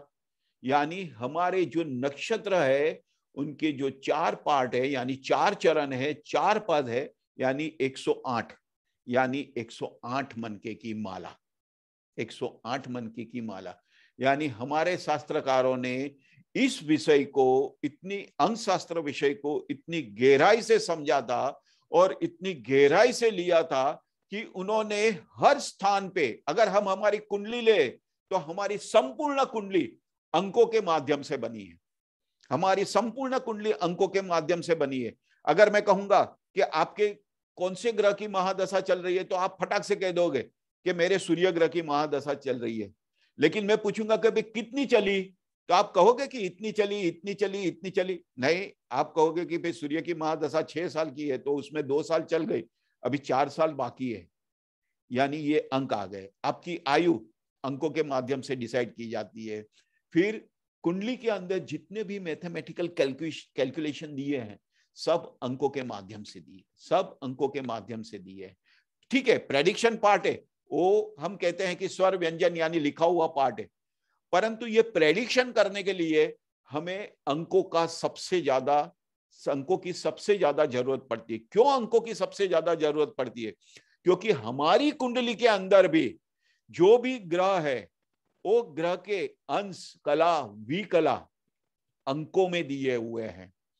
यहाँ पे ज्योतिष शास्त्र के अंदर शास्त्रकारों ने भी कहा है कि 0 से लेके 12 अंश तक का ग्रह ऐसे निर्बल गिना जाता है। 12 से 18 अंश का ग्रह बहुत ही प्रबल गिना जाता है। 18 से 30 अंश का ग्रह वापिस निर्बल गिना जाता है। तो देखो, ये अंकों को भी यानी अंशों में देके आपको सूचित किया है कि प्रेडिक्शन पार्ट जब आप कर रहे हो तो ये अंकों के कैलकुलेशन को ध्यान में रखो। साथ साथ में हम कहेंगे कि हमारे हिंदुस्तान के सभी एस्ट्रोलॉजी के अंदर अंकों को सबसे ज्यादा इंपॉर्टेंट दिया गया है। ये अंक शास्त्र हमारे हिंदुस्तान की एस्ट्रोलॉजी के लिए जरा भी नया नहीं है, जरा भी नया नहीं है। हमारे प्राचीन जो ऋषि मुनि सब हो गए, हमारे जो प्राचीन रचयिता हो गए इस शास्त्र के, उन्होंने भी हर जगह पे अंकों का जिक्र किया हुआ है, ग्रहों के साथ अंकों को भी लिया हुआ है और उन्होंने उस अंकों का फल कथन बहुत ही डिटेल्स में दिया हुआ है। मैं खाली एक सूर्य की बात करूंगा तो सूर्य के, मैं एक ही ग्रह की बात करता हूं, सूर्य के अंकों के माध्यम से फल कथन में मैंने 10 पन्ने लिखे हैं, 10 पेज लिखे हैं, एक एक पेज में 30 लाइन है, ऐसे मैंने 10 पन्ने लिखे हैं, ऐसे 10 पन्ने लिखे। तो उसमें मैंने किस किस चीज को लिया है, मैं यहाँ पे आपको खाली देख के बता देता हूं कि किस किस चीज को अंकों के अंदर गिनती में लिया गया है।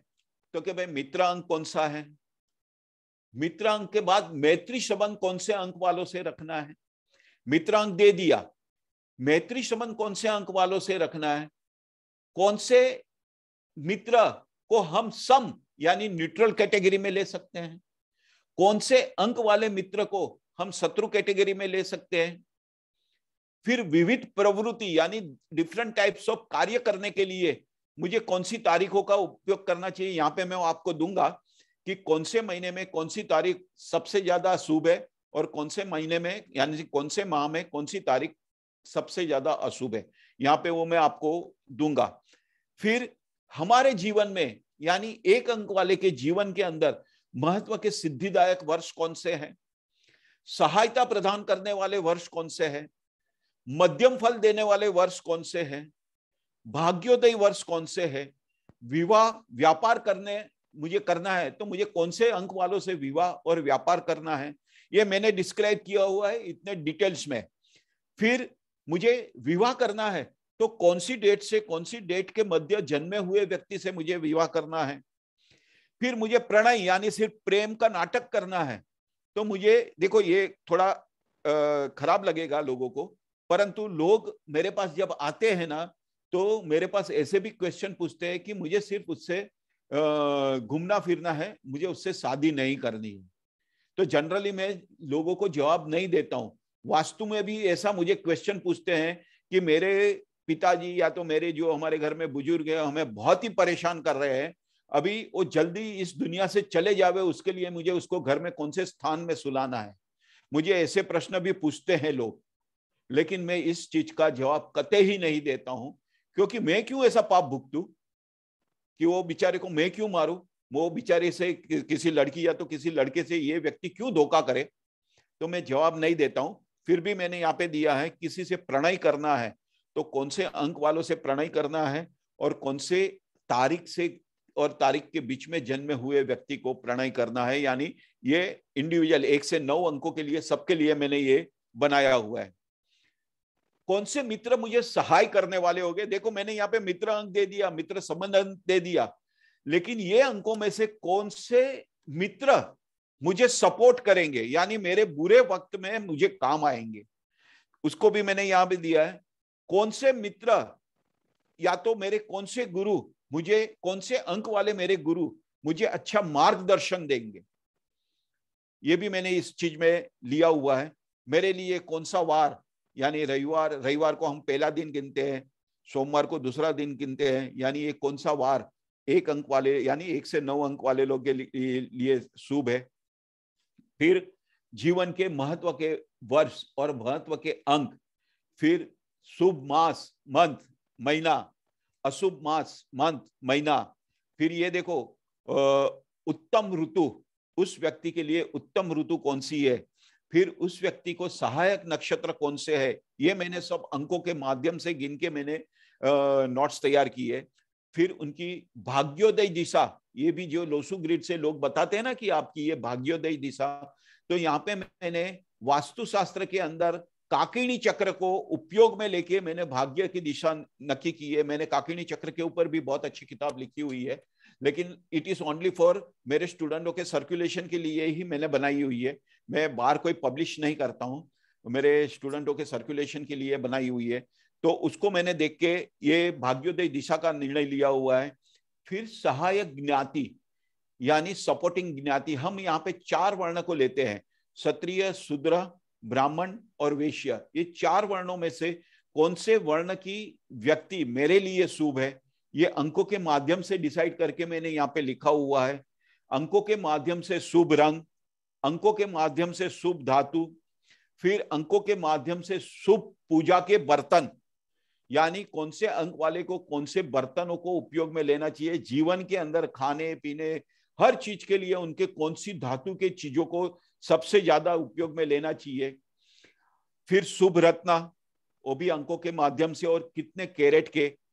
फिर स्त्री और पुरुष के लिए दोनों के लिए डिफरेंशिएट है कि कौन से पुरुष को कितने कैरेट के पहनने चाहिए और स्त्री को कितने कैरेट के पहनने चाहिए। फिर दान, फिर ये थोड़ा कॉमन है।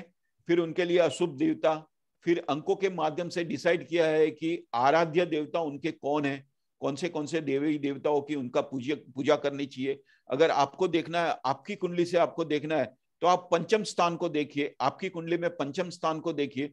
पंचम स्थान में जो राशि होगी, पंचम स्थान के अंदर जो ग्रह बैठे होंगे, वो दोनों की सिचुएशन नवमांश कुंडली में क्या होगी, इसके माध्यम से आप डिसाइड कर सकते हैं कि आपको कौन से देवी देवताओं को पूजना चाहिए, पूजन करना चाहिए। देखो अपनी कुल देवी को तो पूजना ही चाहिए, इसके अलावा मुझे कौन से देवी देवता मुझे सपोर्टिंग है, तो किससे पता चलेगा कि पंचम स्थान के अंदर हमारी कुंडली में बैठी हुई राशि यानी राशि का अंक मुझे बताएगा, और वहां पे बैठा हुआ ग्रह, वो ग्रह का अंक मुझे बताएगा कि मुझे कौन से देवी देवताओं का पूजन करना चाहिए। फिर यहाँ पे मैंने जैन समाज के लिए और वैष्णव समाज के लिए कौन से मंत्र का उपयोग करना चाहिए, फिर यंत्र दिए हुए हैं। ऐसे मैंने मेरी ये जो फिर और बनाया हुआ है कि व्यवसाय कौन से होंगे, व्यक्ति को रोग कौन से होंगे, उनको ये मीन्स 1 अंक वाले, 1 अंक नहीं 1 से 9 अंक वाले सभी के लिए मैंने ये डिटेल्स तैयार की है कि व्यवसाय, रोग, फिर उनको खाना कैसा खाना चाहिए, फ्राइड खाना खाना चाहिए कि नहीं खाना चाहिए, ड्राई फ्रूट खाना चाहिए कि नहीं खाना चाहिए। ऐसे मैंने बहुत ही डिटेल्स में मैंने अंकों के ऊपर स्टडी करके मैंने मेरी जो भी नोट्स है, मेरी पीडीएफ्स है वगैरह मैंने तैयार की है। ऐसा नहीं है कि मैंने ये कहीं से डायरेक्ट उठा लिया है। मेरे को कुछ 30 ईयर्स का मेरे को एक्सपीरियंस है, प्रैक्टिकल नॉलेज भी है, और मेरी क्या राशि है, मेरी राशि और मेरा क्या लग्न है, उस लग्न के माध्यम से मुझे क्या खाना चाहिए, मेरे घर के व्यक्तियों के लिए, मेरे जो सराउंडिंग व्यक्ति है उनके लिए, मैंने ये बहुत सारी ये मीन्स अंक शास्त्र के ऊपर मैंने बहुत ही स्टडी की हुई है। फिर आगे चले तो हमारे शास्त्रकारों ने सभी ग्रहों के जाप दिए हुए हैं, और सभी ग्रहों के जाप कितने करने चाहिए। तो मैं एक एग्जांपल देता हूं कि सूर्य का 7000 जाप करना है, परंतु आज करंट के समय में हमारे शास्त्रकारों ने ये जो 7000 जाप लिखे हैं वो प्राचीन समय के लिखे हुए हैं, परंतु अगर ये 7000 जाप को अगर हमको आज करना है तो हमको इसकी 4 गुना मात्रा में, यानी मुझे इस समय पे अगर मुझे सूर्य का जाप करना है तो मुझे 28,000 जाप करने हैं। खास करके सूर्य और गुरु के जाप है ना, जब लड़के और लड़की का जब बिया होता है तब लड़की की कुंडली के अंदर गुरु और पुरुष की कुंडली के अंदर सूर्य को इंपॉर्टेंस देके सूर्य के जाप पुरुष को करने को कहा जाता है और स्त्री को गुरु के जाप करने को कहा जाता है। तो हर एक अंक के यहाँ पर एक एक जाप दिए हुए कि भाई सूर्य को 7000 है तो चंद्र को 11,000 है, मंगल को 10,000 है, तो इसका 4 टाइम्स इस आज के यानी कली युग में, कली युग के अंदर हमें ये मंत्र के जाप करने चाहिए। ये मंत्र के जाप के साथ साथ इतने बड़े मंत्र हम कहेंगे कि ओम ध्रुणी सूर्याय नमः, हम कहेंगे ओम ध्रुणी नमः, ऐसा हम नहीं बोल सकते हैं सपोज। तो हमारे शास्त्रकारों ने अंकों के माध्यम से बीज यंत्र तैयार किए हुए, बीज मंत्र तैयार किए हुए, जो खाली एक अक्षर का यंत्र है, जो सिर्फ एक अक्षर का यंत्र है। अगर हम सिर्फ एक अक्षर, जैसे अभी हम स्टार्टिंग में ओम रखा था, तो ओम का उच्चारण कैसे करना चाहिए, तो ओम का उच्चारण नाभि से आना चाहिए। तो नाभि से कैसे आना चाहिए, तो कि डीप ब्रेथ लेना है। अगर आप प्राणायाम करना चाहते हो तो प्राणायाम में योगिक क्रिया के अंदर जब हम ब्रीथ इन करते हैं तो हमारा पेट फूलता है, तो ब्रीथ इन जब हम करेंगे ना तो हमारा पेट नहीं फूलेगा ना, तो वो सही प्राणायाम होगा। और उसी माध्यम से अगर हम ओम के उच्चारण को बाहर निकालेंगे तो कम से कम वो उच्चारण 1 से 1.5 मिनट तक, और लास्ट में जैसे नगारा बजता है यानी जैसे तबला बजता है, जोर जोर से हमारे जो देसी ढोलक बजते हैं, वैसा डीप अंदर से आवाज आएगा, ऐसा अंदर से डीप आवाज आएगा। फिर उसके बाद हम आते हैं, आगे चलते हैं। तो प्रत्येक मनुष्य का जीवन 1 और 9 अंकों के मध्य ही सीमित है, 1 और 9 अंकों के मध्य ही सीमित है।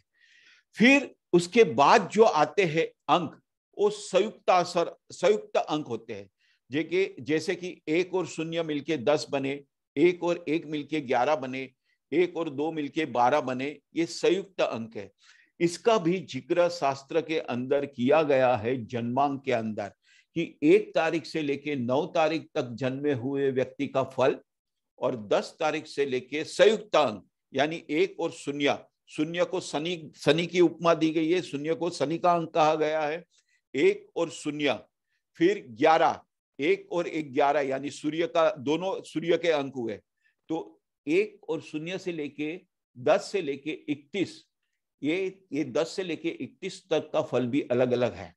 यहाँ पे उन्होंने फल कैसे डिसाइड किया है, तो हम कहेंगे कि 12 अंक जिसका है यानी जिसकी तारीख 12 है, तो वहां पे 2 अंकों को यानी 1 और 2 अंक का समन्वय हुआ, यानी कौन से, तो कि सूर्य और चंद्र। अभी हम कहेंगे चंद्र किस चीज का कारक है, तो कि मन का कारक है। सूर्य किस चीज का कारक है, तो कि आत्मा का कारक है। दोनों कैसे है, तो कि सूर्य है वो अग्नि तत्व है, तो चंद्र है वो जल तत्व है। अभी ये दोनों के कॉम्बिनेशन को लेके, उनके दोनों के कॉमन फैक्टर को लेके व्यक्ति के बारे में फल कथन किया जाता था।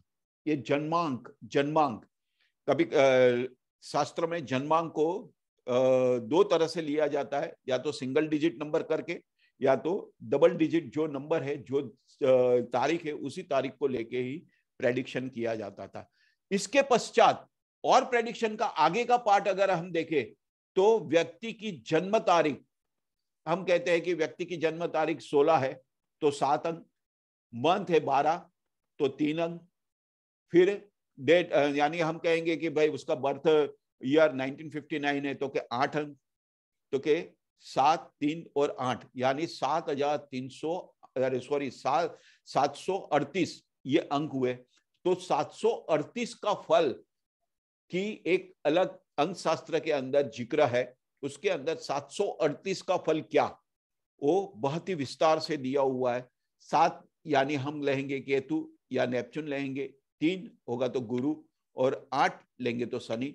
तो ये तीनों का समन्वय करके, तीनों के प्राकृतिक गुण, तीनों के जो कॉमन फैक्टर है उसको लेके उनका प्रेडिक्शन किताबों के अंदर दिया हुआ है, किताबों के अंदर दिया हुआ है। यानी प्रेडिक्शन पार्ट को कैसे कितने कितने माध्यम से डिवाइड किया है।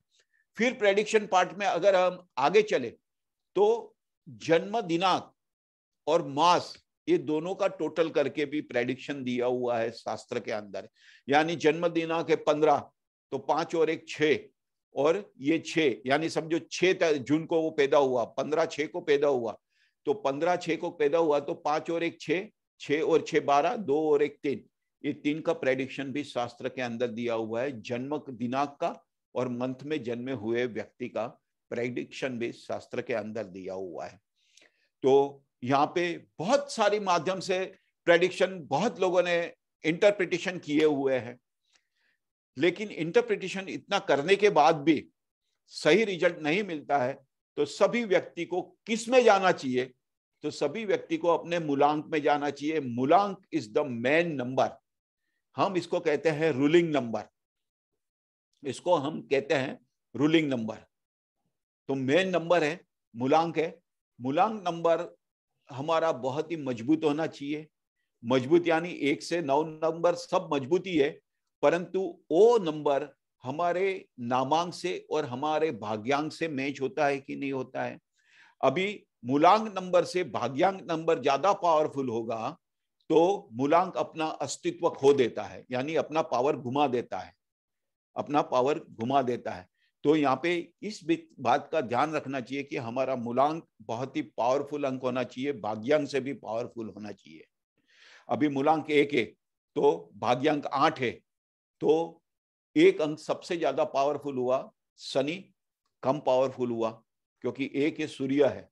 अगर समझो मूलांक 6 है और भाग्यांक 8 है तो ये शुक्र और शनि दोनों हुए, दोनों मित्र हुए, तो इनका रिजल्ट क्या होगा, तो कि जनरली इनको सूर्य अपना शुक्र से रिलेटेड और शनि से रिलेटेड दोनों फल मिलेंगे। यानी शुक्र से रिलेटेड यानी इनको भौतिकता ये वगैरह सब मिलेगा, लेकिन शनि से रिलेटेड क्या मिलेगा, तो कि वो सब चीजें ना लेट ही मिलेगी, टाइम पे नहीं मिलेगी। शनि से रिलेटेड ये चीज सब चीज लेट ही मिलेगी। यानी जब हम मूलांक और भाग्यांक इसको सबसे ज्यादा इंपॉर्टेंट देकर अगर हम फल कथन करेंगे तो we will get excellent and good result. इसमें मूलांक से अगर हम फल कथन करते हैं तो we will get excellent and good result. और मैंने ये जो मेरी नोट्स तैयार की है, पीडीएफ तैयार की है, इतनी सारी चीजें तो मैं आपको यहाँ पे ये 4 दिन के लेक्चर में दे नहीं पाऊंगा और बता भी नहीं पाऊंगा, लेकिन मैं यहाँ पे कुछ कुछ चीजों का पीडीएफ फाइल के अंदर जिक्र करूंगा जो मैं आपको दूंगा, जो जीवन के अंदर बहुत ही महत्व है, इंपॉर्टेंस रखता है। वो चीजें मैं मेरी अगली पीडीएफ फाइल्स के अंदर आपको मिल जाएगी। और मूलांक के बारे में जो प्रेडिक्शन पार्ट है, वो प्रेडिक्शन पार्ट के साथ साथ में ये चीजें आपको, ये जो मैंने अभी सूर्य के बारे में जो बताया वो दूंगा। दूसरा मैं यहाँ पे आपको क्या क्या पढ़ाऊंगा, तो सबसे पहले एक ध्यान रख लीजिए कि मैंने जो कोर्स नक्की किया है, ये मैंने अंक शास्त्र के ऊपर नक्की किया हुआ है, अंक शास्त्र के ऊपर डिसाइड किया हुआ है। लेकिन मुझे कुछ ऐसे फैक्टर पढ़ाने हैं कि मुझे कुछ ऐसे फैक्टर पढ़ाने हैं जो मैं मेरे गुरु से सीखा हूँ। मेरे गुरु भी आज हमारे साथ इधर ज्वाइंट है, हमारे ग्रुप के अंदर ज्वाइंट है, मैं उनके पास सीखा हूँ। उन्होंने कुछ ऐसी पद्धतियां मुझे अंक के बारे में दी है कि हम लंबा कैलकुलेशन ना करके with in 2 minutes, with in 1 minute और विद इन हाफ मिनट कोई भी चीज को आपको बता सकते हैं, किसी भी चीज को आपको बता सकते हैं। तो चलिए आज हम हमारा सेशन यहाँ समाप्त करते हैं। यहाँ पे जो मैंने पीडीएफ फाइल दी है, पीडीएफ फाइल को आप सब रिफर करना, और उसमें कुछ समझ में ना आए तो मुझे जो आपका ग्रुप बनाएंगे चेतन भाई, उसके अंदर आप मैसेज डाल के आप पूछ सकते हैं जो भी सवाल पूछना है। और यहाँ पे अभी आपको कोई भी क्वेश्चन आंसर हो तो चेतन भाई